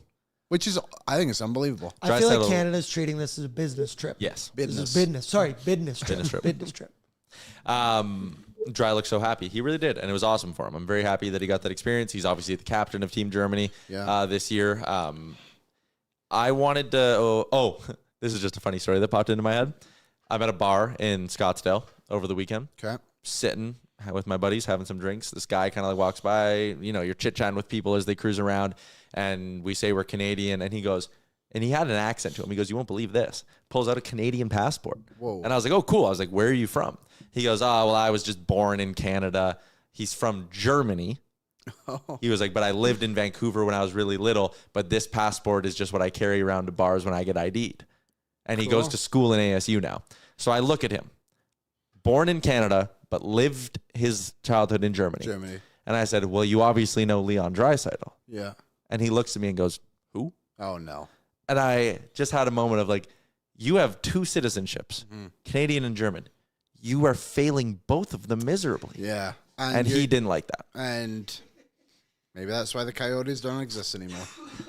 I mean, yeah, that's fair. I mean, greatest, one of the best players in the league. You don't know who that is? Greatest German athlete. No, Yeah. You don't know who he is. The guy on the TV there carrying the flag. Yeah. Yeah, that's and it. I said that. I was like, he carried the flag for you guys at the Winter Olympics. And this guy was like, "I don't watch the Winter Olympics." God, you suck. And then I told him to go away. Shoot. Get out of here. Let's play Is It Cake? Yes. Brought to you by our friends at Derek Dodge. It's the beginning of a new chapter for Derek Dodge as they are under new ownership, bringing a fresh approach, new energy, and a renewed focus on customer experience. And right now, they have an unbeatable deal. With every vehicle purchase, you will receive a trip for two to Las Vegas. You heard that right. Leave the lot with your new vehicle, and flight/accommodations for a trip for two to Las Vegas are on them. That's tough to beat. Derek Dodge, 6211 104th Street Northwest, or online, derekdodge.com. Liam, is it cake? I throw you something. You tell me, is it cake or is it not cake? Nice. Very self-explanatory segment that we do here on the show that I think if you were watching the show for the first time, you would not understand. Welcome. Question number 1. The Edmonton Oilers will have a new face on their bench by the trade deadline. Cake. You think there will be a new coach on the bench by the trade deadline? Yes, which is what, like March 7th March or 8th? 6th. Wow, that's close. Yes, I believe there will be. Where they smoke this fire. I think they're debating it right now. I think a few of these coaches are going a bit of a break, and then they're going to come back. I think the 17th is when they're allowed to come back, or whatever. Skate. I'm sure the coaches come back a bit before. I think they'll think about it until then. I think we'll hear something. My guess would be like we hear something closer to that date, like random report from a Friedman or whatever, just kind of saying, word out of Edmonton, Mark Stewart will not be returning out of the Olympic break. I agree. Or word out of Edmonton, so-and-so is joining the bench. I don't know if it'll be Coffey, and I'll be honest, and I know you'll disagree with this, I think the Paul Coffey thing's a little overrated. Okay. I think just sitting there. So not cake. I'm going to say there. Paul Coffey's not cake is what you're saying. Yeah, Paul Coffey's not cake. Okay. I just think this is a team for like a month this year started to get good goaltending and started to play good defensive structured hockey. And for like 45 days, they had the third best goals against in the NHL. And then they stopped doing those things again. And like, I guess my take is like, they have shown this year that without Paul Coffey on the bench, they can play good defense and play good structure. And I just I refuse to believe that Paul Coffey has some sort of magic fairy dust that he just walks in the room and they all of a sudden go, whoa, we got to play more committed and structured and disciplined. Unfortunately, I think they've played more bad hockey than good hockey, which should lead to a change. It should lead to a change. I just don't think it's as easy as like bring back. I think you can do something maybe differently and someone better. else. Yeah. Sure. Number 2. Yes. Fogel for Mangiapane. Cake. I want it. Horrible idea. There's only one more year left on Fogel, no? I want out of the money. I'd want no money coming back when I deal Andrew Mangiapane. I think you save $100,000. Does that not take over your fancy? No. Warren Fogle also hasn't been good this year in LA. So I get really that we could say here. And I also think a little bit, Liam, he was getting healthy scratched in that last Stanley Cup final. I think we might be misremembering Warren Fogle a little bit. But he did help bring a little bit more speed to the team.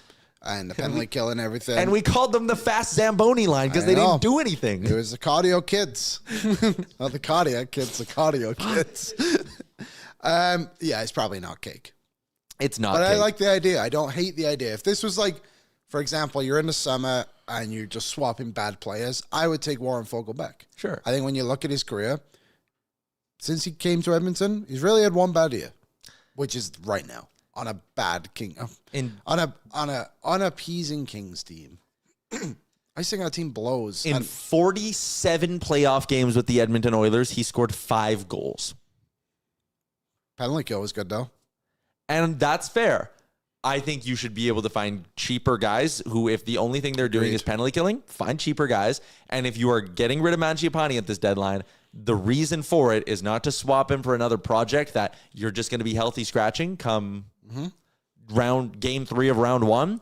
You need to free up that cap space, even if it means attaching a pick to him to do it. I would. It's not cake.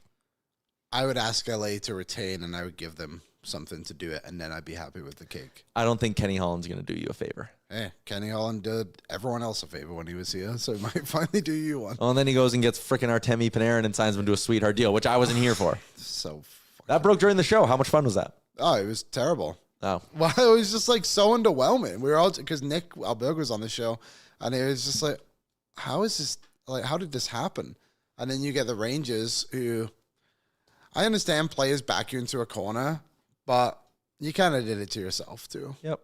And I think they're doing a bad job. But, you know, I mean, the trade's great for LA. I cannot believe he signed that extension there. I can't believe it either. Especially consider, what was it, $50 million? That's what everyone was saying he wanted. Freeman said he's like, I think he might get 40 when it's all said and done. But Panarin said he's like, if I didn't sign here, I would have just gone back to Russia. Crazy. Unbelievable. Seattle apparently offered him like big smoke. Yeah. Said no. More. And Shane Wright was going to be in the deal. I saw that. See, so when I hear stuff like that, though, I think that's New York trying to cover their ass. That's fair. I think Chris Drury made a bad trade, and guys in that New York front office are just putting out there. Because, like, I heard it was like, oh, yeah, the Capitals backed off because the Rangers said they wouldn't do the trade unless it was Ryan Leonard coming back. And the Sharks, they weren't going to do it with the Sharks unless it was Will Smith. And then I heard the Shane Wright thing, and I was like, this is very clearly the Rangers leaking that Panarin fucked them. There was another thing, too, of someone was trying to talk to, I can't remember who it was, Liam Greentree, who's the prospect. Oh, yeah. And the Rangers just called Windsor and were like, he does not talk to the media. Yeah. The Rangers, by the way, I believe the only team in the NHL who does that. Yeah. Even the Oilers. Hey, we've had prospects on the show. And we can get Oilers prospects on the show. Says a lot. That says a lot about the Rangers. Also, since we're on this topic, Canada opted to close their practice to the media the other day, which is apparently something you can do now. And I saw Rashog sent out a tweet on it. I stand with Ryan Rashog on this, and I know people on Twitter are roasting him, doing like Rashog complaining about his access. Listen, he has a job to do. He has a job to do. And if you are someone, and listen, it's all of you in the YouTube chat who sat here and said, boy, I really liked discussing and seeing Macklin Celebrini on Connor McDavid's wing. You only get that if there's access. Yeah. If there are not reporters there doing their job and reporting on what they see at Team Canada's practice, Canada does not put out a press release saying, here's our lines for practice. It is reporters like Rashog doing a good job, boots on the ground, watching it with their eyes and tweeting it and doing interviews and all of these things. If you guys want to be like, oh, media shouldn't bitch about their access, blah, blah, blah, blah, They're blah. trying to do their jobs. And you all benefit from it as hockey fans. You all need it to see what is going on. Yeah, I completely agree. The women's one I can support a little bit because obviously there's that virus going around. I think they're being a bit more protective. Fine. But they only did it for one. I think everything else has been open. Yeah. I think that is ridiculous too. So that is cake. Okay. Give the media their proper access, please. Yeah, you gave them passes. Give them access. Let our friend Ryan Rashog do his job. Yes. Yes, we stand with Ryan Rashog. We got his back. Guys. Hey, that's a good line. Unfortunately, a bar. Third one I have. All this panic. Everyone's freaking out, Liam. What is going on with the Oilers? We got to fire coach. Okay, they're 4 points out of the top spot in the division, and they still play Vegas a lot. They have more games coming against the Golden Knights, 2 of them to be exact. Still, I will say, under 50% chance of winning the division. Cake or not cake? Under 40%? Under 50% chance of winning the division for the Oilers. Do you think it's a coin flip or do you think it's less than a coin flip? So cake would be I don't think they're going to... cake would be I think they're going to win or not win. No. Cake means you agree with. The statement is the Oilers have a below 50% chance of winning the division. Is that cake or not cake? Below 50%. I think it's not cake. You think they have a better than 50% chance winning the division? 51 maybe? I Really? mean, they're in second. I maybe it is cake. I think they have a chance to do it. I think they I do. think it's very funny how this season has sucked. Yeah. They've been very underwhelming. I'm very disappointed. but this is the closest they've been to win a division in the Connor McDavid era, it feels like. Maybe I'm forgetting a couple of years. Either way, like they're right there on it. So, yeah, sure, it's cake, I guess, not cake. How funny would it be if, like, what if they were to finish the regular season going like 40, 30, and 12? Yeah. And they sit there and they have like 92 points and they go and win the Stanley Cup in a year where they lose more games than they win. I just wouldn't know how to evaluate this team ever. I know. Like, it would be so annoying. But it's great if they But win. it happens sometimes. Like you see it in baseball now that the playoffs have expanded. Teams will win like 88 games in the regular season. The Diamondbacks a few years ago? Both teams, I think, won under 95 games in the World Series. I mean, the Jays and Dodgers both won less than 95 games this year. It's all about turning it on at the right time. I'll say it's cake, though. I think I would put them at a 40% chance of winning the division. Okay. I'd say 40% chance the Oilers win it, 59% chance the Golden Knights win it, 1% someone else wins it. The Oilers haven't made their move yet. That's fair, yep. I mean, maybe they haven't, Jari, but either way. Yeah. Next one I got for you. In Game 1 of the Stanley Cup playoffs, we will not see the current 6 defensemen in the lineup for the Edmonton Oilers. And the current 6 being Bush, Ekholm, Nurse, Wallman, Emberson, Stasny. Cake. Cake? You think there will be a new guy starting? You think the addition will be so significant it bumps one of Emberson or Stasny out? I can't see. You can't go into it with that as your third pairing, Stasny and Emberson. I think they're both going to struggle individually, and to allow them to struggle together would be a mistake. I would try and spread things out a little bit, get Wallman back on his regular side. Oh, I guess you could say his right side is kind of becoming his regular side. Either way, you need someone on I think you need a top 4 defenseman. So then what do you make of David Pagnotta's report, who will join the show tomorrow, that the Oilers have had conversations with the Maple Leafs, but baby, it ain't about Bobby. Oliver Ekman-Larsson and Nicholas Waugh potentially 2 targets. Sick. Ekman-Larsson is... Got that jam the Oilers' blue line does not have. If you liked what Klingberg brought last year, you'll love what OEL brings. More rounded. Rounded for sure. I'm all in on OEL. Nicholas Waugh. Can I tell you why I'm in but not all in on OEL? Is it because this is the moment they'd be able to sell high on him? He shoots left. That's fine. I know he can play the right side. I don't mind that he shoots left, though. Okay. Because I can just play him with Wallman. And then you're playing Nurse with like Emberson? Yeah, I think that would be great. That's a really good 6. Your 6, like... Your third pair being Nurse and Emberson could be interesting, yes. Look at the last season, for example. Everyone was happy with Kulak as the 5th guy. I know he was good in the playoffs, but like if at the start of the playoffs you were like, he's going to actually have to be your 3rd or 4th guy, you'd be a bit upset. Well, like if you flip that narrative of like, we don't really like Nurse in our top 4, but he's going to be our 5th defenseman. Money aside, I know it sucks. But he can probably play those minutes pretty significantly. Yep. I like it. I like it too. I worry about the acquisition cost. 16 team, no trade. You wonder if he would be willing to come here. But a guy like that, if he's willing to sign in Toronto, he should be willing to come to Edmonton. Played in Vancouver. He's no stranger to Canada. He's 34. He has 2 more years at 3.5. Yeah. Good cap it. I think a guy like Emberson might have to be in the deal going back the other way. Do you trust Regula? I don't mind. See, I think they got to play Regula a little bit. You can't do that, actually. If they ask for Emberson, you probably have to end it. Because you can't have that many lefties. If you were to trade Emberson in an OEL deal, you'd be sitting here with Nurse, Ekholm, OEL, Wallman, Stasny, all left shot D-men. Like, that's so many lefties. You can't do that. Yeah. I mean, maybe you just flip Spencer Stasny as a part of this because you're like, whatever. We have OEL for 2 more years. We don't care if we have Spencer Stasny. Yeah, and trust that one of these guys from Bakersfield, like, like Leppard just re-signed the other day. They clearly have somewhat of a plan for this guy. Yeah. Does he just come up next season? Yeah. It's interesting. I mean, I'm not married to Spencer Stasny, I'll be honest. Like, I think I'm not married to him either. I think he's a good, little bit recently. He's good. I'm not giving up on him. He's only, 24?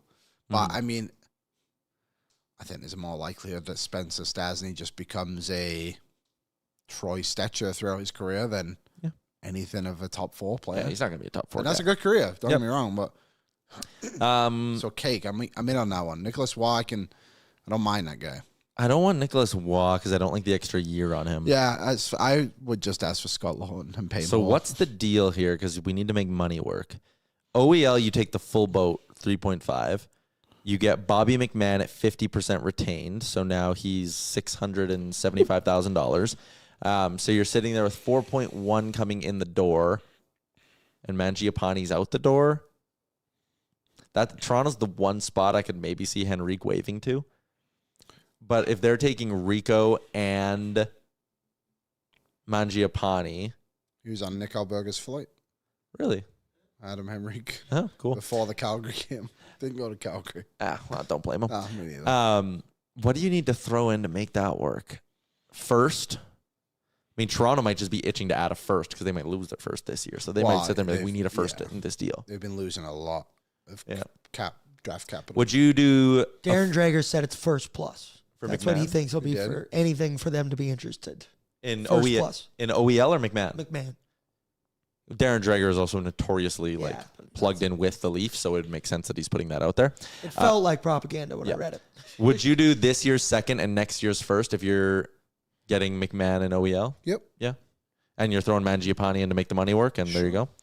A first and a second in Andrew Mangiapane. Maybe you need to throw in... I'd throw in someone from Bakersfield, too, if they really wanted to say, like, we got another piece in the deal. Sure.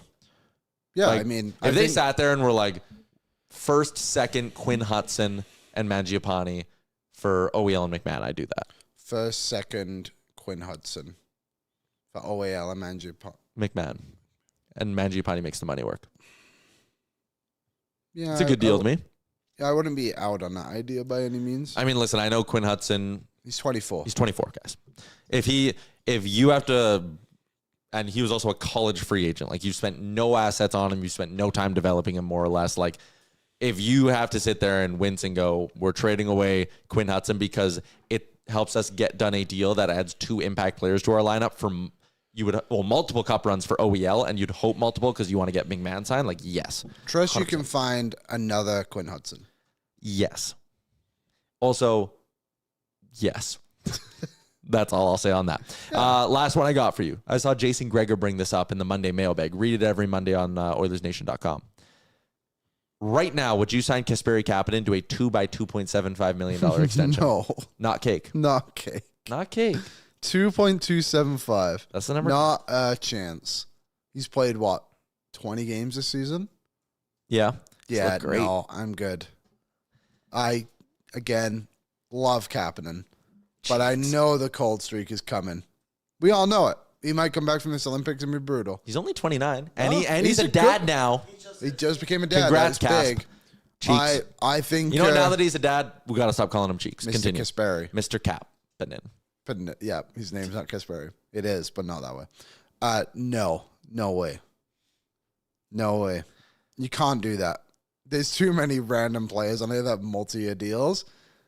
I can't allow that one to happen. I mean, like, who are you competing against? I am a staunch get out of the mushy middle thing. Agreed. If Kapanen and McNuggets just said it in the chat, 2 by 2, yep. Nope. But I draw the line at 2 for him. Man, he's making $1.3 million. Yeah. He was on waivers a year ago. Yeah. And you gave him a bit of a bump this year. I would just keep going. So I'm like, hey, we'll give you 1.4. We'll give you another year. Maybe you, this is gross, but like maybe you do the Yan mark with him then where you're like, hey, do you want security? And he saes yes, have a baby. I want to know where I'm playing every year. That's fair. 3 by 1.75. I don't. Then if you're doing this, Greger said. sorry, I was going to say, like, people talk about there's no speed on the penalty kill. Kapanen can fly. Then you've got to find a role with him somewhere in this team outside of sometimes we play him with Draisaitl. Like, he's playing well right now, don't get me wrong. Right. But his last 2 goals have been, his one against Toronto was legit. The one against Calgary was a bit lucky, but he scored at the end of the day. I'm not in a hurry to re-sign Kasperi Kapanen. And I like him. I'm watching back his Calgary goal. Yeah, it was very lucky. Threw it on net. Yeah, he got it. Then went to the net. Yeah, like it was fine. Like, well, it wasn't fine. It was bad. And then 90 seconds later, Calgary scored. Yeah. And of course, it's fucking Lomberg. God damn, that pissed me off. Do you know what pisses me off is that, like, we all sit here and complain, and I think it sucks too what he said, but we have to hear it because we allowed him to score. Mm-hmm. Ryan Lomberg, that guy blows. Yep. But he's scored in both games at the Sad Dome this season against the Oilers. And he's come out and had 2 crazy comments. Gregor said it was a question of which UFAs do you bring back? He said, I'd sign Kasperi Kapanen as quickly as possible. He's figured out how to use his high-end skill consistently. No, he hasn't. Well, it's only been 20 games, but Gregor says I'd go 2 to 3 years, AAV around 2.5 to 2.8. That's nuts. All right. Sorry, Gregor. Jason. Liam, Mr. Gregor. out. He is a father. I'm out on that much of a raise for him, too. I would draw the line much, much lower than that. I'm not doing it as quickly as possible because I'm with you. I want to see if he can keep this up for the final 20 games of the year. Yep. And if we're sitting here and it's been 40 games of Kapanen this year and he has 10 or 11 goals and he's stuck with Draisaitl the whole way, let's talk. But right now I'm not talking. I just think all these pending UFAs, I'm waiting. I need to see it. Okay. That is a wrap on Is It Cake? Brought to you by our friends at Derek Dodge. Banger segment. We'll do it. We need to do it every week now. It needs to be like a staple on a day. It's a great segment. Which I know we're not great at. You brought back Spotify comments last week. I did.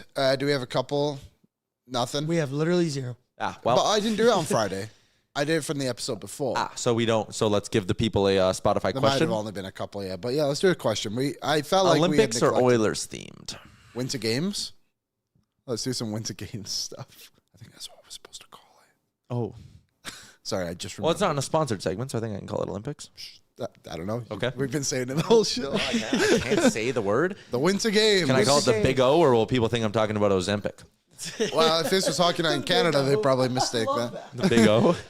Okay, so should we make it Winter Games themed? Man, I was off for 3 days last week. I missed a lot. Yeah, sure.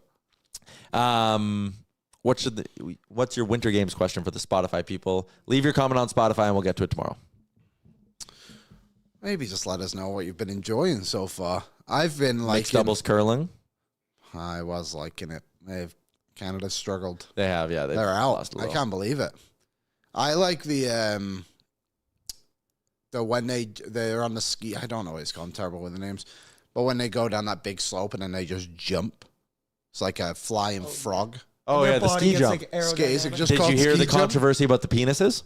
I did. That was crazy, but Insane. fair. Yeah. You can't be injecting your penis to make your flaccid penis larger in order for you to have more fabric below the belt to create a sail-like effect to fly further. It's been like that going back to the first Olympics. They've said it for thousands of years. See, I disagree. That's just wanting it more. That's going the extra mile. Who figures that out? The Norwegians, apparently. Really? It was the Norwegians, I think. It makes sense. It does make sense. Yeah. We won bronze in speed skating. We did. I think Canada has 2 medals currently. Nice. So that's good. I'd be curious. Give me your podium for men's hockey. I know you guys were saying them. I'm like, chat, or maybe in the comments. let us know. That could That'd be be good. easy. Yeah. Give us the sport. Jake Paul's fiance won a gold medal this morning. Here's our Spotify question. Ready? Olympic Spotify record. listeners? Give us your podium prediction for men's hockey. Yeah. And give us one bold Team Canada take. Oh, bold Team Canada take. Connor McDavid gets a game-winning goal again. That'd be sick. Again? Solidifies himself.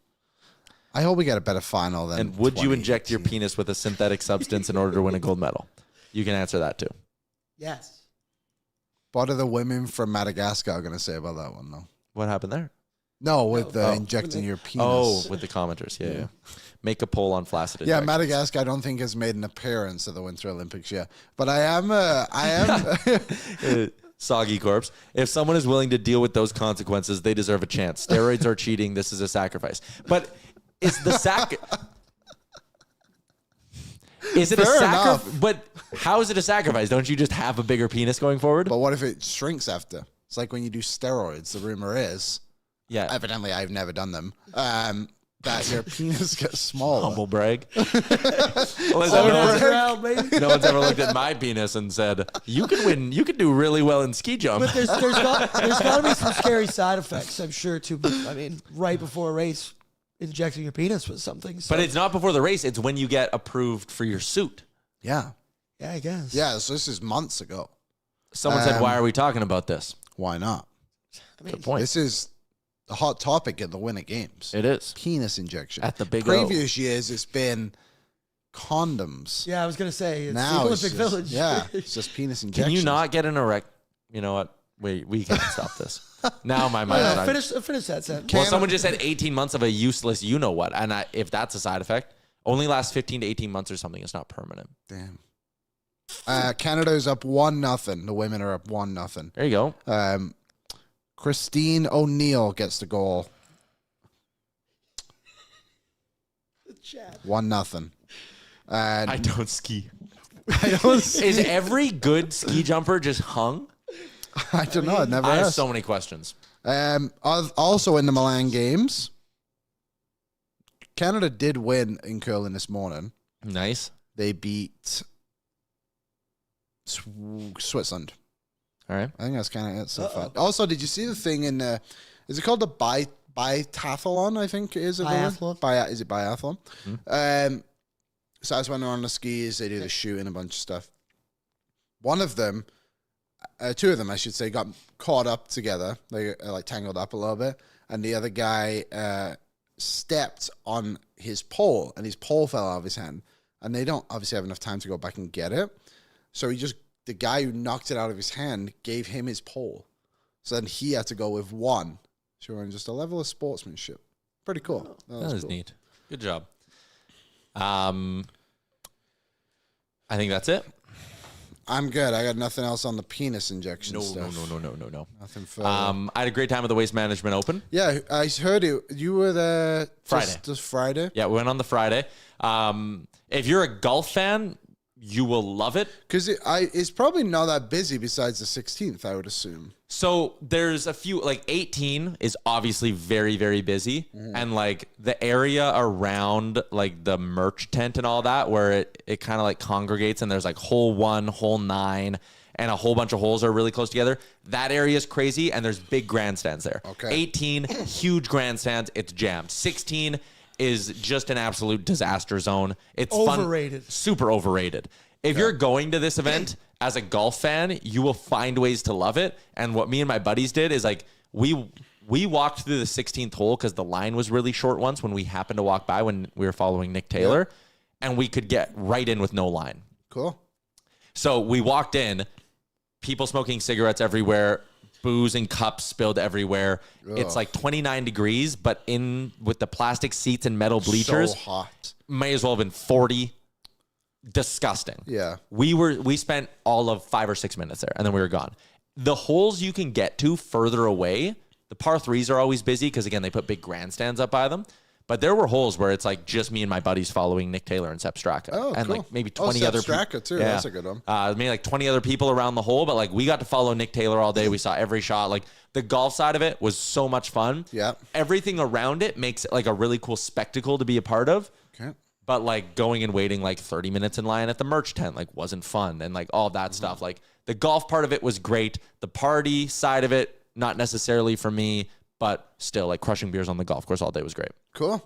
Yeah, It's a wild ending, right? If I'm not mistaken. Crazy. Chris Gotterup was hitting an approach shot from the rough on 18. At that point, he was 2 shots off the lead with 2 guys ahead of him. And he had a 0.77% chance of winning the tournament at that point. Damn. He put his approach shot close, made the birdie putt. Matsuyama falls apart with a bogey on 18. That his driver was terrible all day. So I actually, when he was coming up to 18, I'm like, he should not be hitting driver here. He should be laying up 3-wood, putting one close to the green, chip on, get out of here with a win. Matsuyama messes up twice. A whole bunch of stuff with the crowd. The ending was insane. So it was a crazy tournament. Was the crowd at fault? I heard there was a heckler, but I didn't watch the video. Yeah, there was a couple moments like when Matsuyama was about to, like his club starts moving back on his putt to win on 18. So if he would have made it, he would have won. He probably wasn't going to make it anyways. As he moved back, someone yelled, "Go in the hole," and he had to walk off the putt. That's bullshit. And then when he went to go hit his drive on the playoff hole, he's lined up, and as he's about to drive, a security guard dropped their chair by accident, and it hit the concrete. And Matsuyama had to walk off again, and then he hammered it in the water. But again, his driver was horrible all day. Yeah. He had a brutal drive on 15. He had a couple of brutal drives earlier in the back 9, and he kept pulling out his driver. Made no sense. Before we wrap, How did you guys do on your Super Bowl bets? I did a shout out to Bet365, whatever the moment. It's never ordinary. Bet365. All 3-0 Canada. There you go. I did good. I did both QBs to throw for 200 yards, cashed it. I did That was narrow. heavy Seahawks -4.5, and then mildly heavy Seahawks -9.5. So I did okay. Aaron, Needed Kenneth Walker though. Anything to shit? No, all Nope. good. Yep. Okay. I did punts. Nailed it. I did Diggs under, which was 44.5. And he lost his girlfriend now. Did they? I heard is that real? I was reading it here during the show. I think it's Damn. Once again, who knows? But Cardi B. they unfollowed each other. They were commenting wow. on posts. Like, Ooh. yes. Well, his was 44.5, and he had that big catch kind of near the end. I'm like, God damn it. And then I hit 150 yards for both QBs and a touchdown for both of them. Yeah. And that was a nice one. And I was so close on my Bobo catch, but didn't follow through. Oh, he only played like 10 snaps. I know. I followed you on that. I was so nervous. A lot of my friends did too. And we were excited just seeing him on the field. Never mind. His catch per snap, quite high. All right. My one He's friend, efficient as hell. my one friend, did an AJ Barner first touchdown, plus 6,000. Pretty good. That's good. Yeah. That is a And then banger. my other friend, my friend Kayla, he was having a tough day. I think he was very hungover and asked if he could have an Advil. That's how bad he was. And then out of nowhere, he's just like, "Yep, I had $100 on either team to get a defensive touchdown." It was like plus 450. Oh, and they got one. Yeah, That's crazy. And he like barely celebrated it. He's like, "Yeah, I got one." That's a guy who probably lost a lot of money gambling on that game. Evened him out. Oh, okay. He said that was my biggest one. I was like, that's a crazy one to have He's your so biggest bet hungover, on. he didn't have the energy to celebrate. I respect that. All right, that is a wrap on today's edition of the show. Tomorrow, Dave Pagnotta swings by. We'll continue our Olympic conversations as well. Felt good to be back. Happy to be back. Lots of Olympic stuff coming up this week, including a chance for you to watch the game with Liam and I on Thursday. So if you're sitting at home in the morning watching Canada take on Czechia, Liam and I are going to be streaming ourselves for the whole game. Carter Hutton during the intermission. It's going to be a lot of fun. Can't wait. Can't wait. All right, that is a wrap on today's show. Enjoy your Monday, everybody. We'll see you tomorrow, noon Mountain. Oil up. What's up, Nation citizens? If you enjoyed today's episode of Oilers Nation Everyday, make sure you hit the subscribe button here on our YouTube to not miss any of our content. We got you covered from interviews, insight, analysis, everything you need to stay up to date on everything around the team. Hit that subscribe button so you don't miss a video.